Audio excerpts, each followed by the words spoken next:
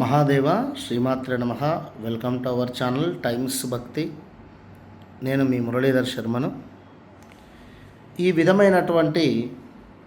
విధంగా తమలపాకులను మనము పెట్టుకోవాలి. ఒక ప్లేట్లో తమలపాకులను ఈ విధంగా ఒక ప్లేట్లో పెట్టేసి ఈ మధ్యలో ఒక వెండి కానీ మట్టి పాత్ర కానీ పెట్టి ఇందులో చక్కగా కూడా నేతిని పోసి ఒక వత్త వచ్చేసి మనకు సౌత్ సైడు, మరొక వత్త వచ్చేసి ఈస్ట్ సైడు, మరొక వత్త వచ్చేసి ఇదికు ఈశాన్య మూల. అంటే ఈ విధంగా వత్తులు వేసి మీరు అమ్మవారికి హారతి ఇవ్వండి.